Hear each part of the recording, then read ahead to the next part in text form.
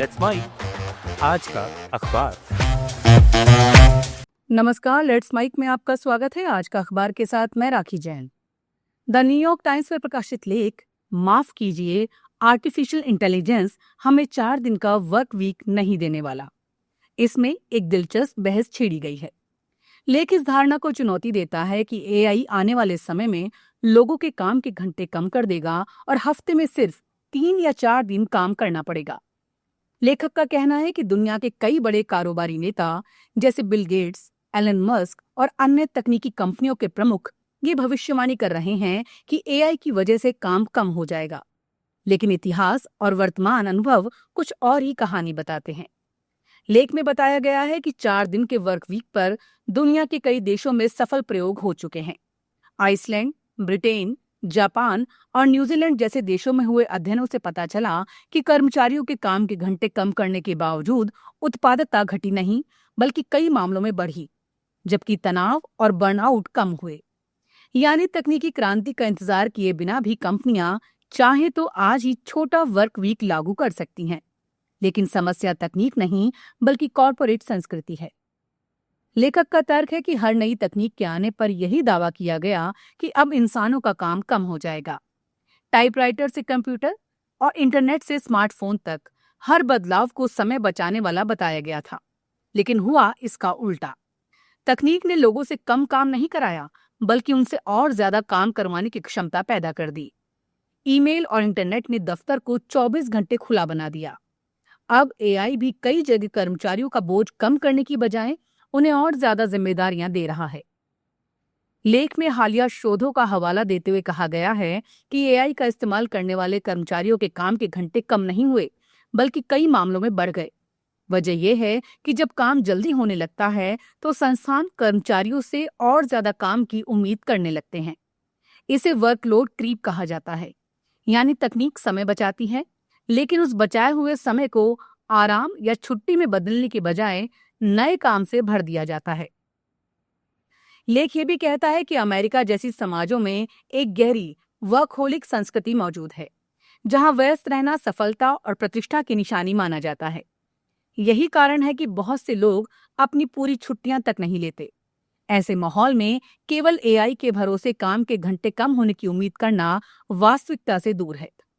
दिलचस्प बात यह है कि जो कारोबारी नेता भविष्य में छोटे वर्क वीक की बात करते हैं, उनमें से कई आज अपने कर्मचारियों से दफ्तर में ज्यादा समय बिताने की मांग कर रहे हैं।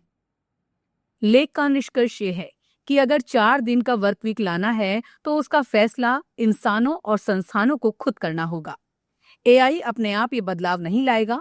इतिहास बताता है कि तकनीक अपने आप काम के घंटे नहीं घटाती, बल्कि समाज और कंपनियां तय करती हैं कि तकनीक से मिले लाभ का इस्तेमाल कर्मचारियों की जिंदगी बेहतर बनाने में करना है या उनसे और ज्यादा काम करवाने में। लेखक का संदेश साफ है, 4 दिन के वर्क वीक का सपना एआई से नहीं, बल्कि नीतिगत फैसलों और कार्य संस्कृति में बदलाव से पूरा होगा। द गार्जियन में प्रकाशित संपादकीय सार्वजनिक सेवाओं में प्राइवेट इक्विटी का बढ़ता दखल, बच्चों की सेवाओं को कर्ज आधारित सौदों से मुक्त करना होगा। इसमें ब्रिटेन की उन नीतियों पर चिंता जताई गई है जिनके कारण बच्चों की देखभाल, सामाजिक सेवाओं और दिव्यांग सहायता जैसी बेहद संवेदनशील सार्वजनिक सेवाएं निजी निवेश कंपनियों यानी प्राइवेट इक्विटी फर्मों के हाथों में जाती जा रही हैं। लेख कहता है, बच्चों के घर, फॉस्टर केयर या सामाजिक देखभाल जैसी सेवाएं कोई सामान्य व्यापारिक उत्पाद नहीं है, लेकिन उन्हें मुनाफे के लिए खरीदा बेचा जा रहा है। निवेश कंपनियां इन संस्थाओं को खरीदती हैं, उन पर भारी कर्ज डालती हैं, कुछ साल बाद बेच देती हैं, जबकि जोखिम अंततः उन बच्चों, परिवारों और कर्मचारियों को झेलना पड़ता है जो इन सेवाओं पर निर्भर हैं। संपादकीय कई उदाहरण देकर बताता है कि जब ऐसी कंपनियां वित्तीय लाभ को प्राथमिकता देती हैं तो सेवाओं की गुणवत्ता प्रभावित हो सकती है। कुछ बच्चों के घरों में सुरक्षा और देखभाल को लेकर गंभीर सवाल उठे, जबकि दिव्यांग लोगों को जरूरी उपकरण उपलब्ध कराने वाली एक कंपनी के बंद हो जाने से कई लोग बुनियादी सुविधाओं से वंचित हो गए। लेख का तर्क है कि ये सिर्फ कुछ असफल मामलों की बात नहीं है, बल्कि एक व्यापक समस्या है जिसमें सार्वजनिक धन से चलने वाली सेवाएं धीरे धीरे वित्तीय कारोबार का हिस्सा बनती जा रही हैं। गार्जियन का मानना है कि प्राइवेट इक्विटी का मॉडल तेज मुनाफा, कर्ज और पुनर्विक्रय पर आधारित होता है, जबकि सामाजिक देखभाल जैसी सेवाओं का उद्देश्य स्थिरता, भरोसा और मानवीय जरूरतों को पूरा करना होना चाहिए। इसलिए दोनों की प्रकृति एक दूसरे से मेल नहीं खाती। लेख सरकार से मांग करता है कि ऐसे क्षेत्रों में पारदर्शिता बढ़ाई जाए, नियम कड़े किए जाएं और सार्वजनिक हित को शेयर धारकों के हित से ऊपर रखा जाए। संपादकीय का मूल संदेश ये है कि बच्चों की सुरक्षा, सामाजिक देखभाल और दिव्यांग सहायता जैसी सेवाओं को बाजार के सामान्य कारोबार की तरह नहीं देखा जा सकता। जमीन क्षेत्रों में वित्तीय निवेशकों का प्रभाव बहुत बढ़ जाता है तो सबसे कमजोर और असुरक्षित लोग उसके दुष्परिणाम भुगतते हैं। इसलिए सरकार को ऐसी सार्वजनिक सेवाओं को मुनाफा केंद्रित अधिग्रहणों से बचाने के लिए सख्त कदम उठाने चाहिए। अल जजीरा में प्रकाशित लेख, सूडान के प्रसूति वार्ड फिर खुले, युद्ध की तबाही के बीच उम्मीद की नई किरण। इसमें बताया गया है कि लंबे समय तक चले गृह युद्ध और हिंसा के बाद सूडान की राजधानी खार्तूम और उसके आसपास के इलाकों में मातृत्व सेवाएं धीरे धीरे बहाल हो रही हैं। ये सिर्फ अस्पतालों के दोबारा खुलने की खबर नहीं है, बल्कि उन हजारों परिवारों के लिए उम्मीद की वापसी की कहानी है जिन्होंने युद्ध के दौरान भय, विस्थापन और स्वास्थ्य सुविधाओं के अभाव का सामना किया। लेख बताता है कि युद्ध के दौरान कई विशेष प्रसूति अस्पताल बंद हो गए थे, जिसके कारण महिलाओं को घरों में असुरक्षित परिस्थितियों में बच्चों को जन्म देना पड़ा या फिर इलाज के लिए लंबी और खतरनाक यात्राएं करनी पड़ी। इससे माताओं और नवजात बच्चों की मौत और जटिलताओं के मामले बढ़ गए। अब जब ओमू दुरमान का प्रसिद्ध मातृत्व अस्पताल और अन्य वार्ड फिर से खुलने लगे हैं तो हालात धीरे धीरे सुधर रहे हैं।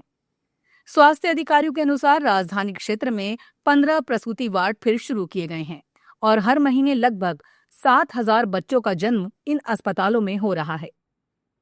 लेख में कुछ महिलाओं की व्यक्तिगत कहानियों के जरिए युद्ध की मानवीय कीमत को भी सामने लाया गया है। एक महिला बताती है कि युद्ध ने उन्हें 2 साल तक अपने पति से अलग रखा और लगातार गोलीबारी के बीच सामान्य जीवन की कल्पना भी मुश्किल हो गई थी। ऐसे माहौल में बेटी का जन्म उनके लिए नई शुरुआत जैसा है। दूसरी महिला बताती है कि प्रसव के लिए उन्हें सैकड़ों किलोमीटर का सफर करना पड़ा और दवाइयों की कमी के कारण बाहर से महंगे दामों पर दवाएं खरीदनी पड़ी। इसके बावजूद अस्पताल में सुरक्षित प्रसव होना उनके लिए राहत की बात है।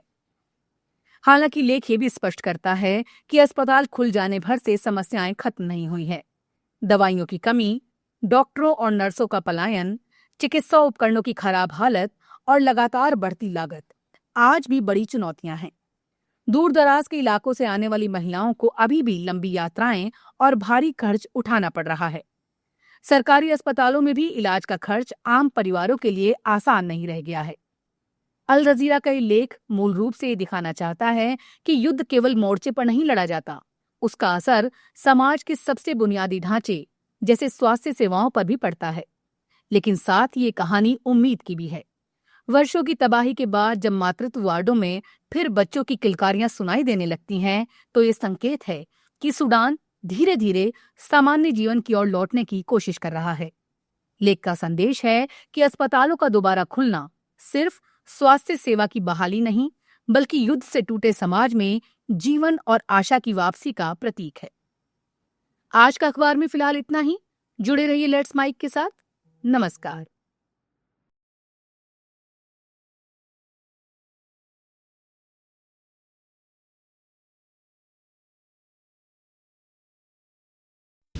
आप सुन रहे थे let's mic more than radio. Follow कीजिए हमें हमारे सोशल मीडिया प्लेटफॉर्म्स पर।